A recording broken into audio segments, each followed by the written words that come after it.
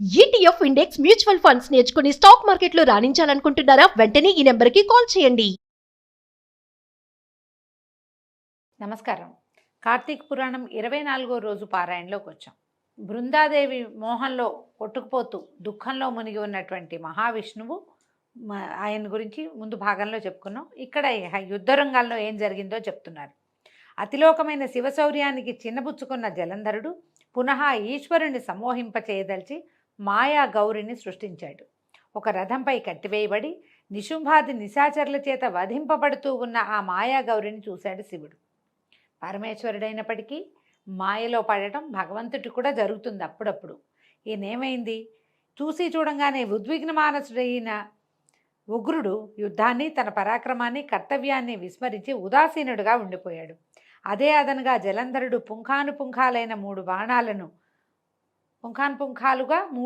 బాణాలను శివుని శిరస్సు పైన, వక్షస్థలం పైన, ఉదరమందున ప్రయోగించాడు. అయినా జంగమయ్యలో చలనం రాలేదు. అటువంటి సమయంలో అదంతా రాక్షసమాయిగా బ్రహ్మదేవుని చేత బోధింపబడిన వాడై కోలుకొనిన పరమేశ్వరుడు జ్వాలామాలాతి భీషణమైన రౌద్ర రూపాన్ని ధరించాడు. ఆ స్వరూపాన్ని చూసేందుకు సైతం శక్తి చాలక అనేక మంది రాక్షసులు పారిపోసాగాడు.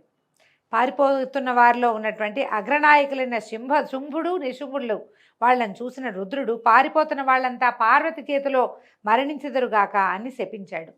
మనం తర్వాత దేవీ భాగవతంలో అమ్మవారు శుంభనిశుంభుల్ని వధించింది నీల సరస్వతి స్వరూపంలో అని చెప్పుకుంటాం. ఆమె చేతిలో మరణిస్తారని రుద్రుడే ఈ యుద్ధంలో శపించాడని, కాలాంతరంలో వాళ్ళు అక్కడ మరణించారని దేవీ భాగవతంలో చెప్పబడుతుంది. అయితే ఇదంతా గమనించినటువంటి జలంధరుడు బాణవర్షంతో అంధకారాన్ని కల్పించాడు, చీకటిగా చేసేసాడట. ఆ చీకటిని శివుడు తన తపోబలంతో చీకట్లను చీల్చివేశాడు. ఉడికిపోయిన జలంధరుడు పరిఘాయుధంతో పరుగున వచ్చి ఈశ్వరుని వాహనమైన ఎద్దును నందీశ్వరుణ్ణి భయంకరంగా కొట్టాడు. ఆ దెబ్బకు నంది యుద్ధరంగం నుంచి పరుగు తీయసాగింది. దానిని మళ్లించడం సాంబశివుని కూడా సాధ్యం కాలేదు. ఎక్కడ లేని కోపం వచ్చిందట పరమేశ్వరుడికి. వెనువెంటనే చక్రాయుధాన్ని ప్రయోగించాడు. భూమి ఆకాశాలను దహింపజేసే వేయగలిగేటువంటి వేగవంతమైన ఆ చక్రము చూపర్లను భయభ్రాంతులు చేస్తూ వెళ్ళి జలంధరుని తలని నరికి నేల మీద పడేసింది. అతని మొండెం నుంచి వెలువడినటువంటి మహాద్భుతమైన తేజస్సు ఈశ్వరునిలో లీనమైపోయింది. బ్రహ్మాది దేవతలందరూ సంతోషాంతరంగులు, అవనత శిరస్కులు అయ్యి ఆ చంద్రశేఖరునకు ప్రణమిల్లారు, స్తుతించారు, పరిపరి విధాలుగా కృతజ్ఞతలు చెప్పుకున్నారు. అనంతరము బృందామోహితుడై అడవులలో పడి అల్లాడిపోతున్న విష్ణువుని స్వస్థుని చేసే ఉపాయాన్ని కూడా అనుగ్రహించమని కోరగా అందుకు గాను పరాశక్తిని వేడుకోమని చెప్పి జయజయధానాల నడుమ సకలగణ సమేతుడై ఈశ్వరుడు కైలాసానికి వెళ్ళిపోయాడు. శివాజ్ఞ ప్రకారం దేవతలు మహామాయని ప్రార్థించడం మొదలుపెట్టారు. దేవతలు చేసిన మహామాయా స్తోత్రం అద్భుతమైనదటండి. అర్థం చెప్తున్నాను. ఈ మహామాయా స్తోత్రము అని కనుక మనం సెర్చ్ చేసి వెతికి పట్టుకుని చదువుకోగలిగితే చాలా బాగుంటుందట. ఎక్కడా కూడా మనం తల్లకిందులయ్యే పరిస్థితి రాదు. అంటే ఒక్కొక్కసారి మనుషులం కదా, మనం రోజు మాయలోనే పడతాం, మనం ఉండేదే మాయలో. దాంట్లో నుంచి మనకి తర్వాత గతి ఏమిటి అనేది తెలుస్తుందట. దొరికిన వాళ్ళు ప్రయత్నం చేసుకోవచ్చు. సృష్టి స్థితిలయలకు కారణమైన సత్వరజస్తమో గుణాలు 3 దేని నుంచి పుట్టాయో ఆ దేవి యొక్క ఇచ్చ వలన లోకంలో జనన మరణాలు సంభవిస్తున్నాయో అటువంటి మూల ప్రకృతి మహామాయకి నమస్కరిస్తున్నాం. అంటే ఏ దేవి వల్ల ఇవన్నీ పుట్టి మళ్ళీ లీనమవుతుందో ఆ దేవికి నమస్కరిస్తున్నాము. ఏదైతే 23 భేదములతో చెప్పబడిన సమస్త లోకములను అధిష్ఠించినదో, వేదములలో సైతము దేని యొక్క రూపకర్మములు కీర్తింపబడుతున్నాయో అట్టి మూల ప్రకృతికి నమస్కరిస్తున్నాము. దేని యందు భక్తుడైన వాడు దరిద్ర మోహ భయ పరాభవాల్ని పొందడో, ఏదైతే తన భక్తుల యందు ఎడతగని ప్రేమ కలతో ఆ మూల ప్రకృతికి నమస్కరిస్తున్నాము. ఆయన ఇలా చెప్తున్నాడు అనమాట. ఈ దేవతలు చేసినటువంటి మూల ప్రకృతి స్తవాన్ని ఎవరైతే ఏకాగ్ర చిత్తంతో త్రిసంధ్యలు 3 కాలాల యందు పఠిస్తారో వాళ్ళు ఏనాడు దరిద్రాన్ని కానీ, భయాన్ని కానీ, మోహాన్ని కానీ, దుఃఖాన్ని కానీ, అవమానాన్ని కానీ పొందకుండా ఉంటారు. ఇక ప్రస్తుతంలోకి చెప్తున్నాడు నారదుడు. ఈ విధంగా దేవతలు ప్రార్థన చేయంగానే ఆకాశంలో జ్వాలాయుతమైన అద్భుతమైన తేజస్సు ఒకటి పడుచూపి, ఓ దేవతలారా, త్రిగుణాల రీత్యా నేను త్రిమూర్తులను ధరించి ఉన్నాను. రజోగుణం వల్ల లక్ష్మిగాను, తమోగుణం వల్ల సరస్వతిగాను, సత్వగుణం వల్ల లక్ష్మిగాను, రజోగుణం వల్ల లక్ష్మిగాను, తమోగుణం వల్ల పార్వతిగాను విలసిల్లుతున్నది నేనే. కాబట్టి మీ వాంఛా పరిపూర్తికై ఆ లక్ష్మీ పార్వతీ సరస్వతుల్ని ఆశ్రయింపుడని ఆదేశించి అంతర్ధానమైపోయిందట మహామాయ. దేవతలు ఉమారమ సరస్వతుల చెంతకు వెళ్ళి తమ మనోగతాన్ని వెల్లడించారు. భక్తవత్సలైన ఆ తల్లులు ముగ్గురు వారికి కొన్ని బీజాలనిచ్చి విష్ణువు ఎక్కడైతే మోహావృతుడై ఉన్నాడో అక్కడి బీజాల్ని చల్లమన్నారు. గింజలు ఇచ్చారట.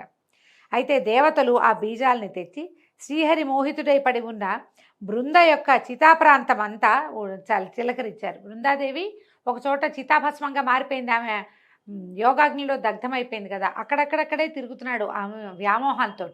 అక్కడ చల్లారట. చల్లితే ఓ పృథుభూపతి, పాతివ్రత్య మహిమా సుశోభితమైన ఈ గాథను ఏకాగ్రచిత్తంతో చదివిన స్త్రీలు కానీ పురుషులు కానీ ఇహంలో సంతాన సంపదను, పరంలో స్వర్గ సంపదని పొందుతారు అని ఈ బృందావృత్తాంతం సంతానదాయకమని చెప్తున్నారు. పునః నారదుడు ఇట్లా చెప్పాడు: ఓ పృథు మహారాజా, పూర్వోక్త విధానంగా బృందాచితాస్థలిలో దేవతల చేత చల్లబడిన బీజాల వల్ల త్రిగుణ శోభితాలైన ఉసిరి, మాలతి, తులసి అనే 3 వృక్షాలు జన్మించాయి. వీటిలో సరస్వతి వలన ఉసిరిక, లక్ష్మి వలన మాలతి, గౌరి వలన తులసి ఏర్పడ్డాయి. అంతవరకు బృందామోహంతో మందుడై ఉన్నటువంటి విష్ణువు తన చుట్టూ చెట్లై మొలిసిన లక్ష్మీ సరస్వతి పార్వతి మహిమల వల్ల కోలుకున్నవాడే అనురాగపూరిత హృదయంతో ఆ వృక్షాలని చూడడం మొదలుపెట్టాడు. అయితే వాటిలో ఆ లక్ష్మీదత్త బీజాలు ఈర్ష్యాగుణాన్వితాలై ఉండటం వల్ల ఆ బీజోత్పన్నమైన మాలతి బర్బరీ నామధేయమై విష్ణువుకి ఎడమైంది. ఆయన విష్ణువు నుంచి పక్కకెళ్ళిపోయిందట. కేవల అనురాగపూరితాలైనటువంటి ఉసిరి, తులసి మాత్రమే పీతాంబరునకు ప్రియకరాలయ్యాయి. తద్వారా విష్ణువు మోహవిముక్తుడై ధాత్రి తులసి సమేతుడయి సర్వదేవతా నమస్కారాల్ని అందుకుంటూ వైకుంఠానికి తరలి వెళ్ళాడు. అందువల్లనే కార్తీక వ్రతంలోని విష్ణు పూజలో ముందుగా తులసిని పూజించినట్లయితే పుండరీకాక్షుడు ఎనలేని సంతోషాన్ని పొందుతాడు. అంతేకాకుండా ఇప్పుడు మాలతి అనేది ఒక తమాషాగా వాసన వస్తుంది. గిన్నె పువ్వులాగా ఉంటాయి, మంచి వాసన వస్తుంది. కోస్తే చిన్నగా పాలు వస్తాయండి. మామూలుగా పాలు వచ్చే ఏ పువ్వులని దేవతా పూజలకి వాడరు, అది పనికిరాదంటారు. మాలతి వృక్షం ఇట్లా జన్మించిందట. వాసన మాత్రం మహాద్భుతంగా ఉంటుంది. దాన్ని పూజలో వాడరు సాధారణంగా. ఈ 2 చెట్లని మనం తులసిని నిత్యము పూజిస్తాం. ఉసిరి కూడా విష్ణుగుణాన్వితంగా ఉంటుందని చెప్తారు. అయితే తులసి మహిమ చెప్తున్నారు. ఎవరింట్లో అయితే తులసీవనం ఉంటుందో ఆ ఇల్లు సరస్వతీర్థ స్వరూపమై విలసిల్లుతుంది. యమదూతలు అక్కడికి రాలేరు. సర్వపాప సంహారకమైన ఈ తులసీవనాన్ని ఎవరు ప్రతిష్ఠిస్తారో వారికి యమధర్మరాజును దర్శించే పని ఉండదు. అంటే నరకానికి వెళ్ళరని, పుణ్యాత్ములై స్వర్గాన్ని పొందుతారని భావం. గంగా స్నానము, నర్మదా దర్శనము, తులసి సేవనము ఈ 3 సమాన ఫలదాయకాలని చెప్పబడుతోంది.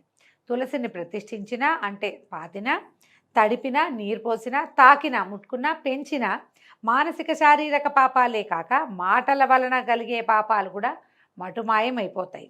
తులసి గుత్తులతోటి, అంటే మంజరులు అంటాం కదా, గింజలు రావడానికి ఒక కుచ్చులాగా వస్తుంది, మంజరి అంటారు. ఆ మంజరితోటి, తులసి గుత్తులతోటి శివకేశవుల్ని అర్చించిన వాడు ఖచ్చితంగా మోక్షాన్ని పొందుతాడు అంటంలో ఎటువంటి సందేహం లేదు. పుష్కరాది తీర్థాలు, గంగాది నదులు, విష్ణువాది దేవతలు తులసి దళాలలో నివసిస్తూ ఉంటారు.